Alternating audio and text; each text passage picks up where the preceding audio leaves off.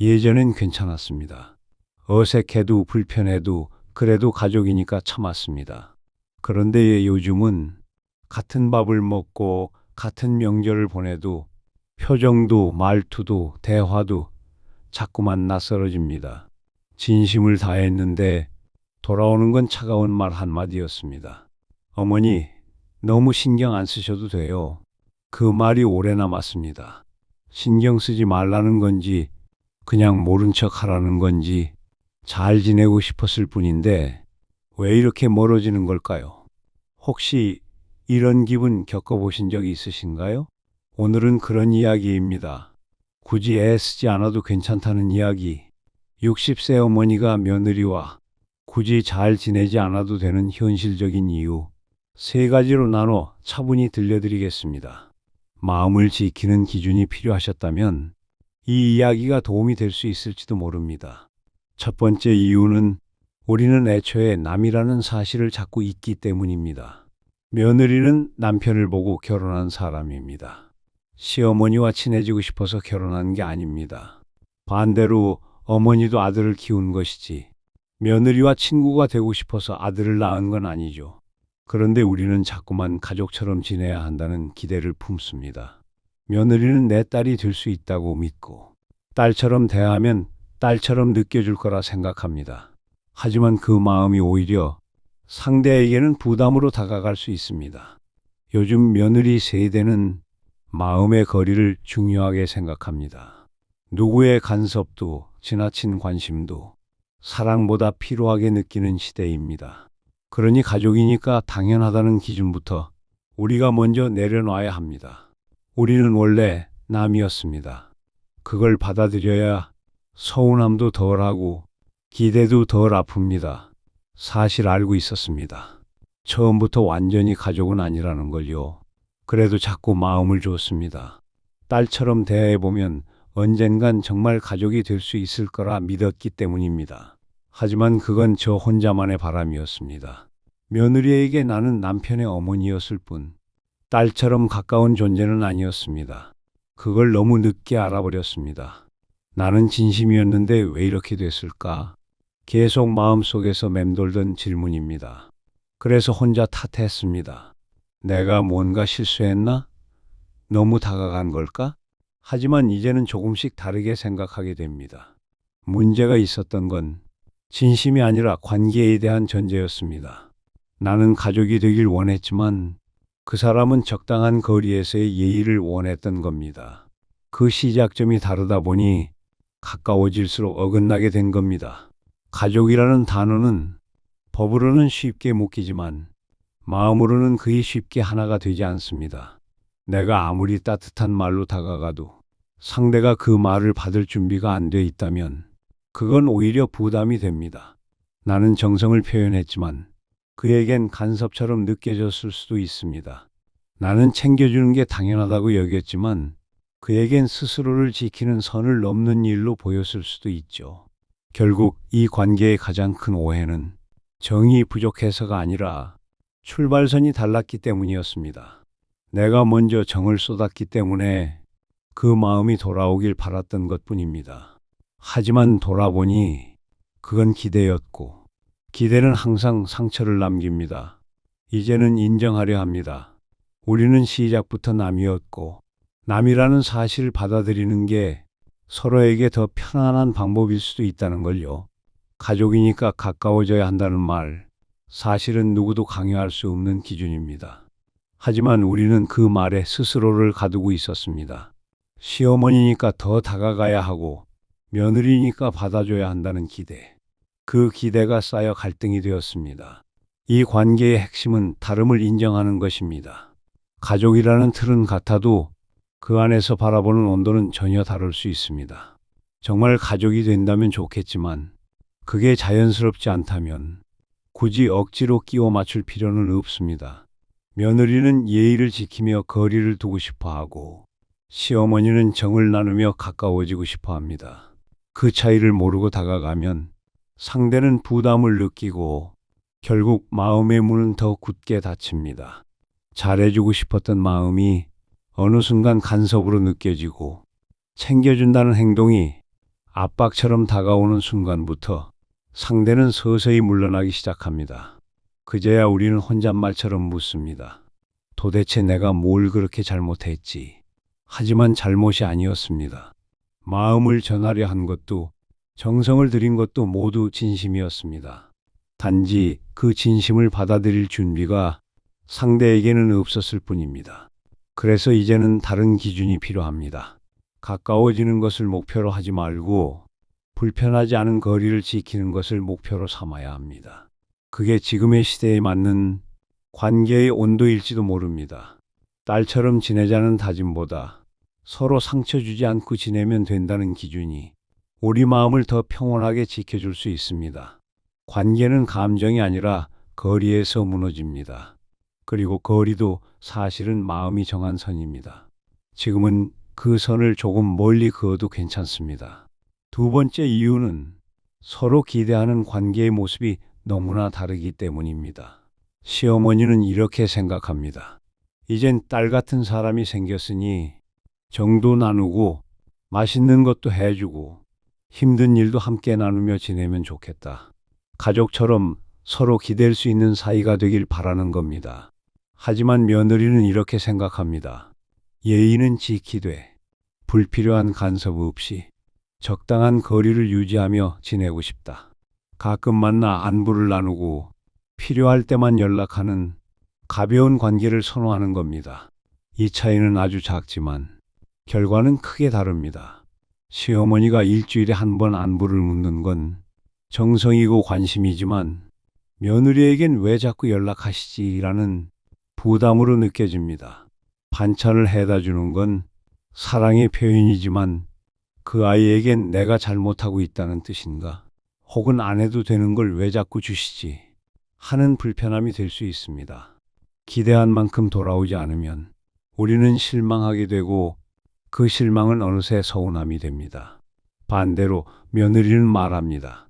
정말 감사하지만 굳이 안 하셔도 되는데 이 말은 미안함이자 거절의 표현입니다. 그 말이 시어머니에게는 내 정성을 거절했다는 해석이 되니 결국 감정의 간극은 더 벌어집니다. 이처럼 같은 상황도 서로 다르게 느끼고 다르게 해석하고 다르게 반응합니다. 서로의 기대치가 다르면 작은 표현도 오해가 되고 작은 배려도 부담이 됩니다. 그러니 이제는 기대하지 말고 기준을 맞춰야 합니다. 며느리는 딸이 아닙니다.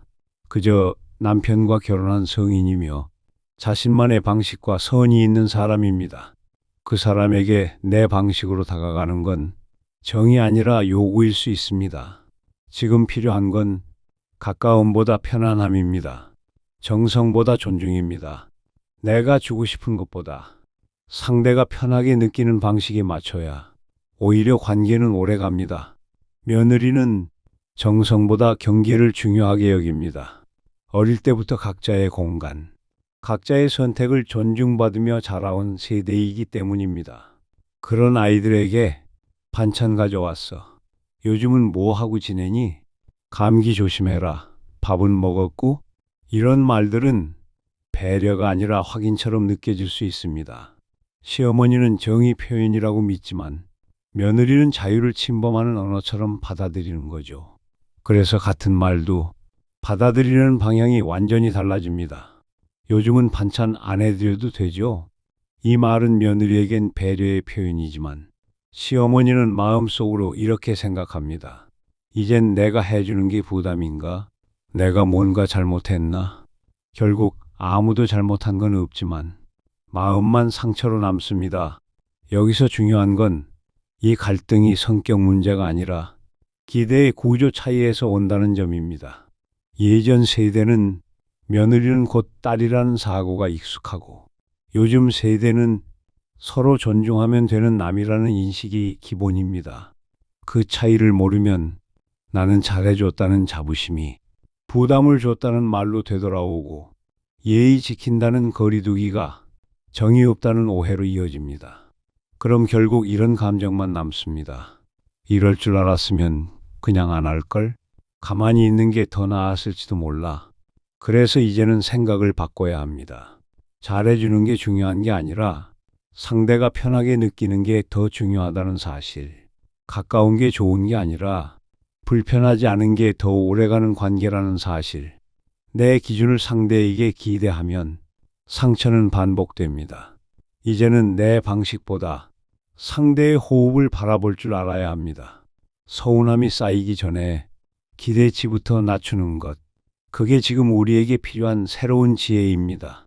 세 번째 이유는 남편이 중간 역할을 하지 않기 때문입니다. 고부 갈등의 80%는 사실 남편이 제대로 중간 역할을 하지 않기 때문에 생깁니다. 시어머니와 며느리는 다른 시대, 다른 환경, 다른 가치관 속에서 자라왔습니다. 생각이 다르고 표현 방식도 다르고 심지어 정이라는 단어에 담긴 의미조차 다릅니다. 그 다름을 가장 잘 아는 사람이 바로 아들입니다. 어머니에겐 아들이고 아내에겐 남편인 사람. 그가 유일하게 두 사람의 언어와 감정을 모두 이해할 수 있는 위치에 있습니다. 그런데 현실에서는 어떨까요? 엄마, 그냥 그만해. 소연이가 부담스러워해. 그렇게 말하고 끝입니다. 어머니는 섭섭하고 며느리는 여전히 불편합니다. 둘 다 마음에 상처만 남습니다. 그럴 때 필요한 건 단순한 전달이 아니라 해석과 조율입니다. 엄마, 소연이가 원래 좀 조용하고 내성적인 편이에요. 너무 자주 연락하면 부담스러워 할 수도 있어서 한 달에 한 번 정도로 맞춰주시면 어때요? 소연아, 엄마는 원래 그런 분이야. 딸처럼 여기다 보니까 더 마음을 쓰시는 거야. 너한테 부담 주려는 게 아니라 정이 많으셔서 그래. 내가 중간에서 조율할게. 이렇게 말했다면 두 사람 모두 덜 상처받고 서로의 입장을 이해할 수 있었을 겁니다. 하지만 많은 남편들은 그저 둘이 알아서 해 하거나 한쪽 말을 그대로 전달해 갈등을 더 키우는 역할을 합니다. 때로는 한쪽 편만 들기도 하죠. 엄마 말이 맞아. 넌 좀 이해해. 요즘 시대가 바뀌었어. 엄마가 너무 구식이야. 이런 말들은 갈등을 조율하는 게 아니라 한쪽을 더 외롭게 만들 뿐입니다. 중간이 없으면 두 감정은 정면으로 부딪히게 됩니다. 오해는 쌓이고 대화는 줄고 결국엔 아무 말도 하지 않는 관계가 됩니다. 가족이면서도 서로 꺼내지 못한 감정이 쌓인 사이. 그게 지금의 고부 관계입니다. 갈등이 깊어진 데에는 의도보다 구조의 문제가 더 큽니다. 그 중에서도 가장 중요한 건 두 사람 사이를 잇는 중간자의 부재입니다. 시어머니와 며느리는 애초에 언어도 방식도 관계를 보는 기준도 다릅니다. 그 다름을 설명하고 다듬어 줄 사람이 없다면 작은 오해도 쉽게 상처가 됩니다. 그 역할을 해줘야 할 사람은 아들입니다. 어머니의 정을 이해하고 아내의 경계도 존중할 수 있는 가장 가까운 사람. 그가 두 사람의 언어를 이어주는 통역자가 되어야 관계는 부드럽게 이어질 수 있습니다. 하지만 현실은 그렇지 않습니다. 많은 남편들이 갈등을 조율하기보다는 전달자로만 존재합니다. 때론 아예 침묵하거나 상황을 가볍게 넘기려 합니다. 그냥 좀 참아줘요. 요즘 다 이런 거야. 서로 예민한 것 같아. 이런 말들은 갈등을 중재하는 것이 아니라 감정을 외면하는 말입니다. 결국 감정의 무게는 가장 오래 침묵했던 쪽에 쌓이게 됩니다. 시어머니는 그런 말을 들을수록 스스로를 돌아보게 됩니다. 내가 너무 다가갔나? 이제는 아무것도 하지 않는 게 맞는 걸까? 그리고 마음의 문을 닫기 시작합니다. 반찬을 싸는 손이 멈추고 문자를 적었다가 지웁니다. 불편함을 줄이기 위해 자신을 조심하는 쪽으로 움직입니다. 하지만 그렇게 거리를 두기 시작해도 답답함은 여전히 남습니다. 그 누구도 정확히 잘못한 것은 없지만 정확히 책임지는 사람도 없습니다. 며느리는 조심스레 표현했고 남편은 그것을 그대로 옮겼고 시어머니는 그 말의 무게를 고스란히 안았습니다. 이 구조에서는 어느 한쪽만 상처를 받습니다. 그게 반복되면 관계는 자연스럽게 멀어질 수밖에 없습니다.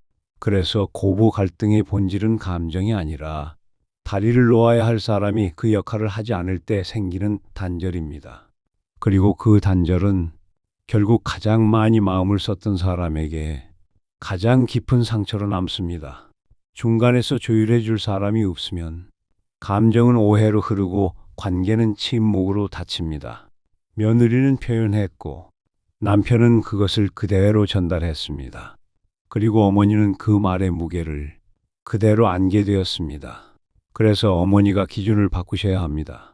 가까워야 한다는 마음보다 멀어지지 않으면 된다는 기준으로, 딸처럼 지내야 한다는 기대보다 상처 주지 않고 지내면 된다는 마음으로 이제는 반찬을 준비하지 않아도 됩니다. 먼저 연락하지 않아도 괜찮습니다. 문자에 답장이 없어도 그게 무시당한 게 아니라 그저 다른 방식일 수 있다고 조금 느슨하게 받아들이는 것, 그게 지금 어머니가 자신을 지킬 수 있는 가장 현실적인 방법입니다. 중간에서 설명해 줄 사람이 없다면 내가 먼저 멀리서 바라보는 눈을 가져야 합니다. 정을 주는 것도 표현하는 것도 선을 넘지 않는 지점에서 멈춰야 합니다. 예전처럼 애쓰지 않아도 됩니다.